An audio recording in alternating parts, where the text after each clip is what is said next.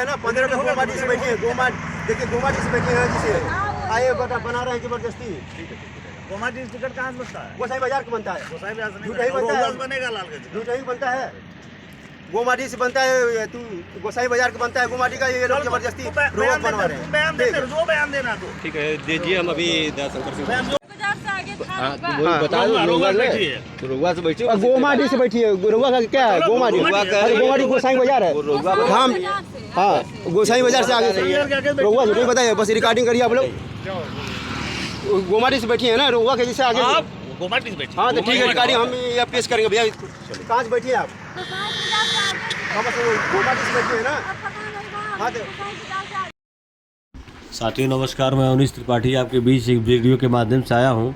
मेरी आवाज़ बैठी हुई है, हो सकता है तबीयत भी थोड़ी सी मेरी ढीली चल रही है, इसलिए मैं बहुत लंबी बात नहीं करूँगा, लेकिन जो भी बात करूँगा सटीक बात करूँगा। इस वीडियो को देखिए और इसमें कुछ अलग सच्चाई है। वीडियो तो कुछ और है, सच्चाई कुछ और है। तो आइए बढ़ते हैं वीडियो के माध्यम से। आप सभी को नमस्कार। मैं लगभग 4-5 दिन बाद आज फिर एक वीडियो के साथ आया हूँ और वीडियो बनाने का बहुत लक्ष्य नहीं था, बहुत मन भी नहीं कर रहा था। तबीयत थोड़ी सी ख़राब चल रही है इस समय हमारी, तो लेकिन बार बार लोगों का मैसेज आना और बार बार लोगों को पूछना कि भाई ये कैसे ये कैसे हो रहा है, किसके बारे में बताइए, थोड़ा सा इसके बारे में बताइए। गला मेरा बैठा हुआ है, इसलिए आवाज़ आपको थोड़ा क्लियर नहीं हो पाएगी। और जहाँ तक प्रयास करूँगा कि मतलब आपको सही और सटीक जानकारी दूँ। तो सबसे बड़ी बात यह है कि अभी आपने 2-3 वीडियो देखा, इसमें एक यात्री और एक महिला परिचालक और एक महिला के बीच में क्या किराया है, कहाँ बैठी है, टीआई महोदय वहीं बैठे हुए हैं। फिर दूसरे वीडियो में भी यही चल रहा कि कहाँ बैठी थी। अरे वो बैठी कहीं भी हो, टिकट अगर नहीं बना पाते तो कहीं ना कहीं दोषी आप हैं। अगर आप पैसा ले लिए उससे और टिकट नहीं बना पा रहे हैं तो आप दोषी हैं। अगर आपने पैसा नहीं लिया है और टिकट भी नहीं बनाया है तो टीआई महोदय को थोड़ा सा इस बात को समझना चाहिए और ऐसे व्यक्तियों की मदद करनी चाहिए। टिकट बनवा दीजिए। 2-3 प्रावधान है, 2-3 व्यवस्थाएं हैं। आप 10 टिकट और बनवा दीजिए कि अगला कंडक्टर जो है मेहनत करेगा और 10 लोगों की और सवारी बैठाएगा या और कुछ करेगा, इस तरह का कर सकता है।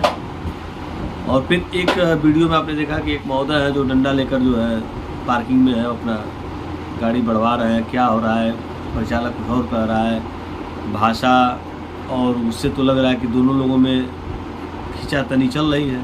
लेकिन मामला क्या है, मामला बाद में जब जानकारी हुआ तो मुझे समझ में आया कि कहीं ना कहीं कोई दोषी नहीं है, सब लोग अपने अपने जगह पे सही है और उस मामले में कुछ हुआ नहीं या होना नहीं चाहिए। भाई हर आदमी का काम है सवारी बैठाना, सवारी बैठाने के लिए ही ड्यूटी कर रहा है आदमी। और थोड़ा सा दाएँ बाएँ करना पड़ता है, जाम लग जाता है या कोई बात हो जाती है तो उसके लिए भाई क्या करेगा, मेहनत करना पड़ेगा। टाइमली गाड़ियाँ हैं तो टाइम के हिसाब से ही चलना पड़ेगा। लेकिन एक बड़ी खबर जो ये निकल के आ रही है कि राजधानी का किराया कम हो गया है, उसका आदेश भी आ गया है। और हो सकता है कि आज वीडियो मेरा बन रहा है और आज ही से किराया कम हो जाएगा। और आज 31 तारीख है और आज से राजधानी का किराया कम हो जाएगा। आप इसमें विकलांग नहीं बैठ पा रहे थे, पहले बहुत दिक्कत हो रही थी, विकलांगों का आदेश नहीं था, वो जा सकते हैं, स्टाफ भी जा सकते हैं और फैमिली पास वगैरह जो भी है जा सकते हैं। कोई राजधानी में जो पहले नहीं था, लोग कहते थे विकलांग नहीं बैठाना है, एमएसटी नहीं बैठाना है, तो आप जा सकते हैं। जब किराया साधारण हो गया है तो आप राजधानी में बैठ सकते हैं, अब कोई दिक्कत नहीं होगी। ये है कि गाड़ियाँ बाईपास चलेंगी और हो सकता है यात्रियों को बढ़िया और बेहतर सुविधा मिलेगी। इसके लिए तो परिवहन विभाग सजग है, हर जगह से चल रही है राजधानी, अच्छी व्यवस्था है, कोई दिक्कत नहीं। किराया कम होने से एक ये दीपावली में बड़ी राहत की खबर रहेगी। 10% किराया कम रहेगा, बाईपास गाड़ियाँ मिल जाएंगी तो अच्छी बात है, सारे यात्रियों के लिए बेहतर है। ये पहली बार हुआ है कि किराया कम हुआ है रोडवेज़ का, नहीं तो रोडवेज़ का किराया कम नहीं होता है, आज तक नहीं हुआ है।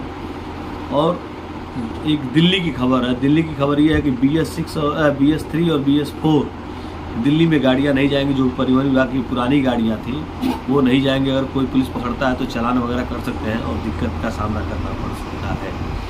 और तीसरी खबर ये है कि रक्षाबंधन में जो बहुत सारे हमारे चालक प्रचालक बंधु हमसे फ़ोन कर रहे थे और मैसेज के माध्यम से भी बात करते हैं कि भैया जो कुछ इनाम चलता है उसमें रक्षाबंधन में लोड फैक्टर का मामला चल रहा था, तो जो महिलाएं फ्री में यात्रा की है उनका लोड फैक्टर जो है वो जोड़ा जाएगा। और इसका निर्देश आ गया है, मनोज कुमार जी ने, प्रधान प्रबंधक संचालक ने इसका आदेश कर दिया है, कल ही का आदेश हुआ है।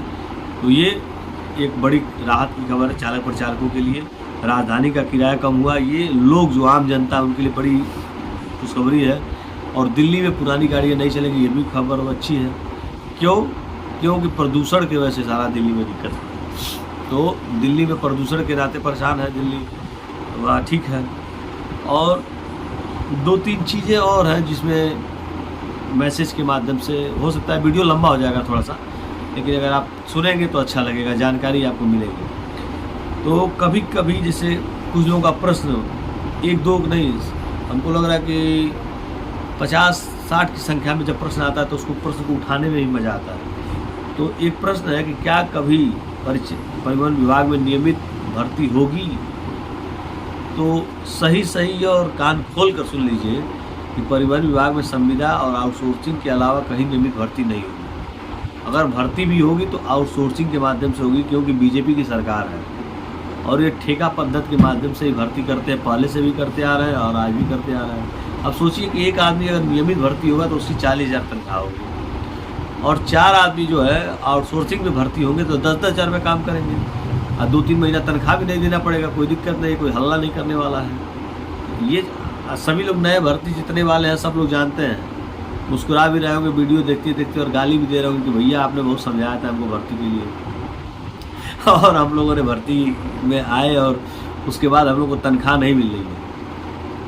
उसके बाद भी तनख्वाह नहीं मिल रही है, आप काम कर रहे हो, उसके बाद भी बहुत सारे ऐसे लोग हैं जो कमेंट बॉक्स में लिखते हैं कि क्या संविदा की भर्ती होगी, क्या आउटसोर्सिंग की भर्ती परिवहन विभाग में निकलने वाली है, कब भर्ती निकलने वाली है। तमाम प्रश्न ऐसे आते हैं, उनको क्या बताएं, उनको कैसे समझाएं कि हमारे चालक प्रचालक बंधु जो काम कर रहे हैं, जिनको 4-4 महीने का वेतन नहीं मिला है, 3-3 महीने 2-2 महीने का वेतन नहीं मिला है और वो परेशान है, किस तरह उनके जीविकोपार्जन चल रही है, वो जानते हैं इस चीज़ को। रात को 12 बजे एक व्यक्ति हमसे मिले, बताया भैया इसमें तो टाइमिंगे नहीं है कि 8 घंटे की ड्यूटी है कि 16 घंटे की ड्यूटी है कि 24 घंटे की ड्यूटी है।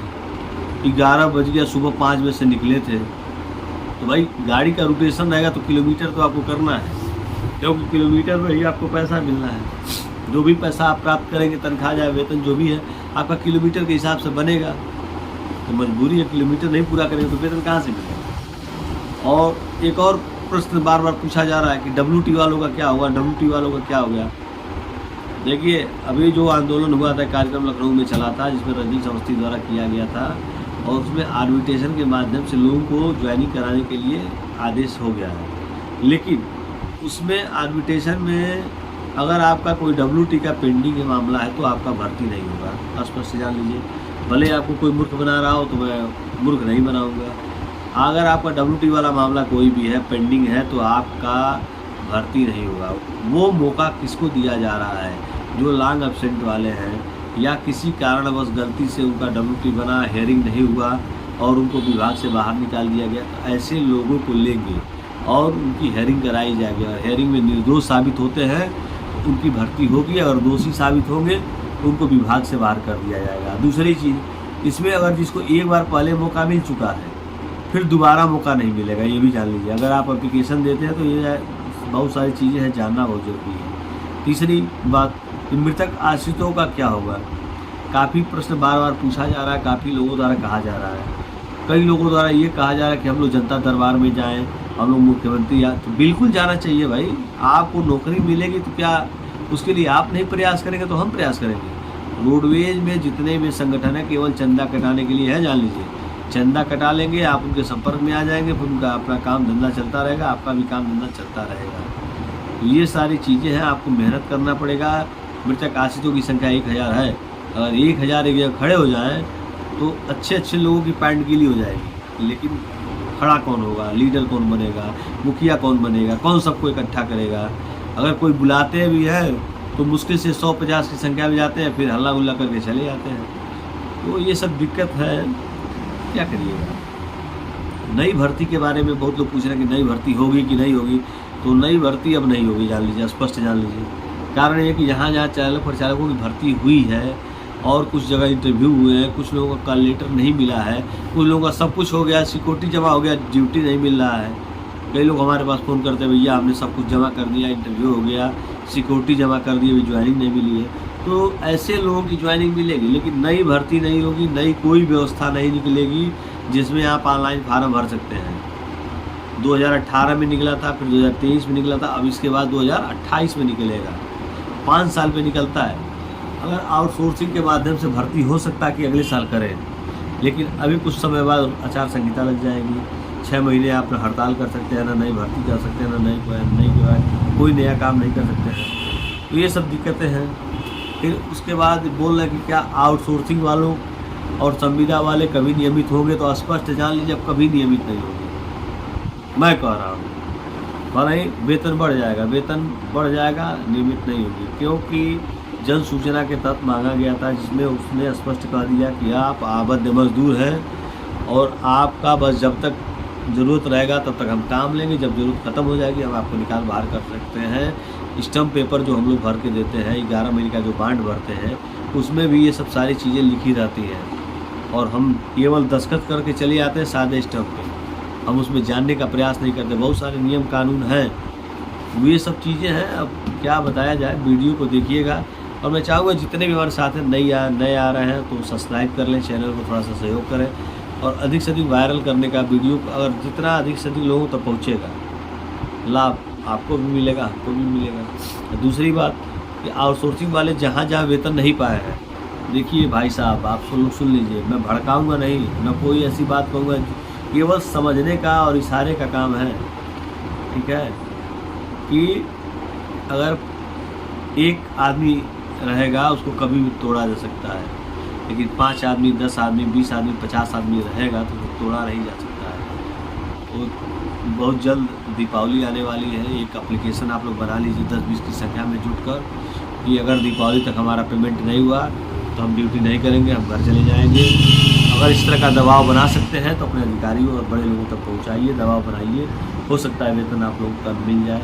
हमारे गोरखपुर रीजन में सबका वेतन मिल गया है, केवल 1 महीने का बाकी है, ये मैं जान रहा हूँ और तमाम लोग जान रहे हैं इस चीज़ को। लेकिन उसके बाद भी बहुत सारे ऐसे डिपो रीजन हैं जहाँ पे वेतन कई महीने का नहीं मिला है और आउटसोर्सिंग के बच्चे जो नए आए हैं सारे परेशान हैं। मुझसे बहुत लोगों से मुलाकात होती है, अपने समस्या को बताते हैं कि भैया ये दिक्कत है, यहाँ पे ये दिक्कत आ रही है। तो मैं चाहूँगा कि आप अपनी समस्या को, अपनी दिक्कत को हमारे कमेंट बॉक्स में जाइए और लिखिए कि मैं उन चीज़ों को अधिक से अधिक लोगों तक पहुँचाने का प्रयास करूँ, जिससे कि आपकी समस्या दूर हो सके। बहुत बहुत धन्यवाद। वीडियो को देखते रहिएगा, अगर पसंद आएगा आगे बढ़ाने का प्रयास करिएगा, मेरा सहयोग करिएगा। धन्यवाद।